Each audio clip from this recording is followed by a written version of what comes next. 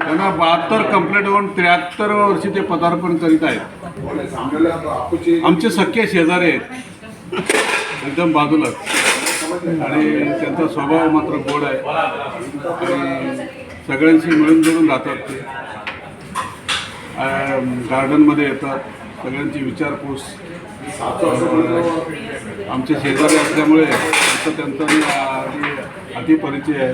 एकमेकाच्या सुखदुःखामध्ये आम्ही सहभागी होत असतो नेहमी. तसे ते फार स्वभावाने फार गोड आहेत आणि असंच त्यांनी शेवटपर्यंत गोड राहावं. त्यांना उर्वरित आयुष्य आरोग्यमय आनंदाचं जावं ईश्वरचरणी प्रार्थना. तुकाराम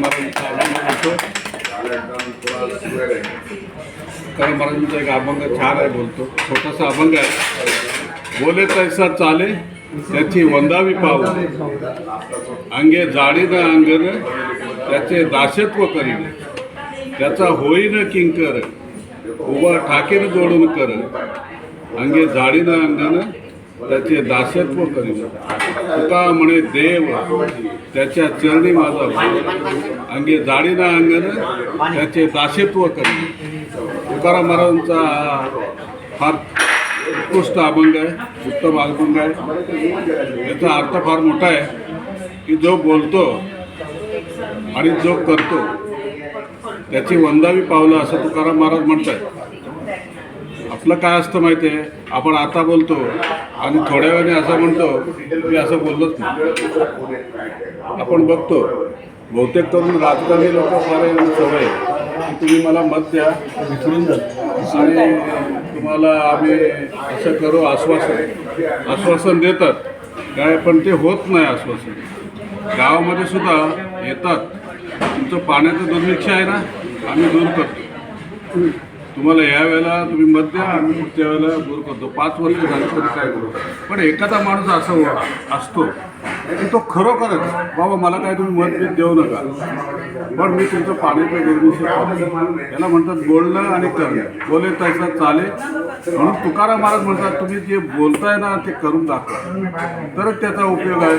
की तुम्ही आता सकाळी बोलता तुम्ही संध्याकाळी विसरून जाता, त्याला काय अर्थ नाही. बोले तैसा चाले त्याची वंदावी पावले, अंगे झाडी ना अंगण त्याच्या प्रित्यर्थ, त्याच्या आगमनाच्या प्रित्यर्थ त्याचे अंगण मी साफ करेन आणि त्याचं दास्यत्व पत्करेन, असं तुकाराम महाराज म्हणतात. जो बोलतो जो करतो त्याचे काय पुढे असं म्हणतात होईन किंकर. किंकर म्हणजे काय, सेवक. त्याचा सेवक होईल मी, खरोखरच सेवक होईल. आणि त्याच्या आगमन प्रित्यर्थ तो ज्या वेळेला येतो त्यावेळेला मी त्याचा हात जोडून पुढे उभा राहील, असं तुकाराम महाराज म्हणतात. म्हणजे बोलण्याला किती महत्त्व आहे बघा. तुम्ही असं समजू नका, बोलण्यावरून आपण जे बोलतो ना ते कधी कधी दुसऱ्याच्या हृदयाला पण भिडतं आणि ते आयुष्यभर सळत राहतं. काय असं पण असतं काय वेळेला. पण माणसाचं बोलणं कसं असावं, गोड बोलणं असावं, दुसऱ्याच्या उपयोगी पडणारं असावं माणसाचं बोलणं. म्हणून तर तुकाराम महाराज म्हणतात. तुकाराम महाराज शेवटी काय म्हणतात ते फार महत्त्वाचं आहे की बोले तसा चाले त्याची वंदावी पावले. तो बोलतो तसाच चालतो, तो म्हणजे बोले तसं चाले. तुका म्हणे देव तो माझ्या लेखी देव आहे आणि त्याच्या चरणी माझा भाव, त्याच्या पायाजवळ माझा भाव आहे.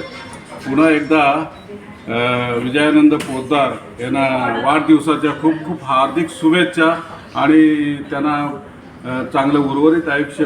आता त्यांना ते एलर्जी झाली, ती एलर्जी त्यांची दूर होऊ द्या ईश्वर त्यांनी प्रार्थना. रामकृष्ण.